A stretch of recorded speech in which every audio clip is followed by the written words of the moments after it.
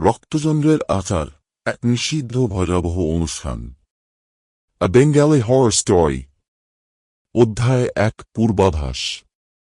রাতের আকাশে লালচে আভা। রক্তচন্দ্র উঠেছে। বছরে একবার গ্রামটা যেন নিঃশব্দে কাঁপে। লোকেরা দরজা বন্ধ করে জানালায় শিকল তোলে। পুরনো লোককথা বলে রক্তচন্দ্র রাতে রক্তচন্দ্রের আচার নামক এক নিষিদ্ধ আচার অনুষ্ঠিত হয়, যেটা ডাকতে পারে অন্ধকারের শক্তিকে। এই গ্রাম উত্তরবঙ্গের এক দূরবর্তী কোণে, নাম বিশানপুর। এখানে বহু বছর ধরে কেউ রক্তচন্দ্র রাতে বাইরে পা রাখে না। কিন্তু শহর থেকে আসা গবেষক ঋতুপর্ণা সেন বিশ্বাস করেন এসব কুসংস্কার, লোকগল্প। তিনি এসেছেন গ্রামে সত্য উদ্ঘাটন করতে। ঋতুপর্ণা ভাড়া নিয়েছেন গ্রাম থেকে একটু দূরের পুরনো জমিদার বাড়ি, যেখানে একসময় রক্তচন্দ্রের আচার নিয়ম করে হতো বলে শোনা যায়। কিন্তু এখন তা পরিত্যক্ত। অধ্যায় 2। জমিদার বাড়ির রহস্য। প্রথম দিনেই জমিদার বাড়িতে অদ্ভুত কিছু টের পান ঋতুপর্ণা। দেয়ালে অজানা প্রতীকের আঁচ, ছাদের কড়িকাঠে শুকনো রক্তের দাগ, আর মাঝরাতে ভেসে আসা গুনগুন আওয়াজ। স্থানীয়রা তাকে সাবধান করে, আপনি যা খুঁজছেন তা পেলে হয়তো ফিরতে পারবেন না, মিস সেন। কিন্তু ঋতুপর্ণা থেমে যান না। পুরনো দলিল ঘেঁটে তিনি এক প্রাচীন পুঁথি আবিষ্কার করেন, যেখানে লেখা আছে আচার পালনের নিয়ম, রক্ত, আগুন এবং আত্মার উৎসর্গ।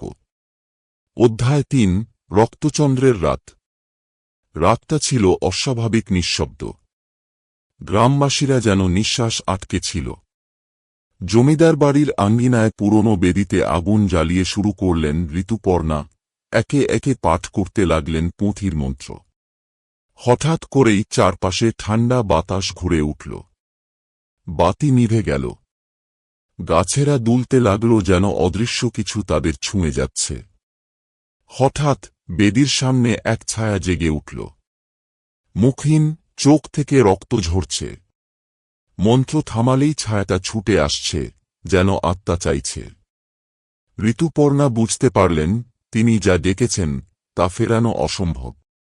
অধ্যায় 4। অভিশপ্ত উন্মোচন। ঋতুপর্ণা পালাতে চাইলেন, কিন্তু ঘর বদলে গেছে। প্রতিটি দরজা যেন এক অলৌকিক ধাঁধা। দেয়াল থেকে বেরিয়ে আসছে হাত, ছাদ থেকে ঝুলছে মুখহীন ছায়া। কানে আসছে কান্না, আর্তনাদ। তিনি দেখতে পান পুরনো আয়নায় তার পেছনে দাঁড়িয়ে সেই ছায়াটা, ঠিক তার মতো মুখ। এক সেকেন্ডে বুঝলেন আত্মাটা তার ভিতরে প্রবেশ করতে চায়, তাকে পাত্র বানাতে। কিন্তু ঠিক সেই সময়ে গ্রামের এক বৃদ্ধ তান্ত্রিক, ধনঞ্জয়, ঢুকে পড়েন ঘরে। পুঁথির চূড়ান্ত মন্ত্র পাঠ করে আগুনে ছুঁড়ে দেন লাল বালি ও রক্তপুষ্প। ছায়াটা চিৎকার করে মিলিয়ে যায়। ঋতুপর্ণা অজ্ঞান হয়ে পড়েন। শেষ অধ্যায়। রক্তের অভিশাপ। সকালে চোখ মেলে ঋতুপর্ণা নিজেকে খুঁজে পান গ্রামের মন্দিরে। বেঁচে আছেন ঠিকই, কিন্তু তার চোখে এখন অদ্ভুত এক লালচে রং। গ্রামের পুরুত বলে ওঠেন, আপনি ফিরে এসেছেন ঠিকই, কিন্তু আপনাকে ছেড়ে যায়নি সে। ঋতুপর্ণা এখনও স্বপ্নে শুনতে পান সেই ছায়ার ডাক, রক্ত, উৎসর্গ। রক্তচন্দ্র আবার উঠবে 1 বছর পর। কিন্তু বিশানপুর জানে এবছর যা ঘটেছে তা আর কেবল গল্প নয়। এ এক নতুন রক্তচক্রের শুরু।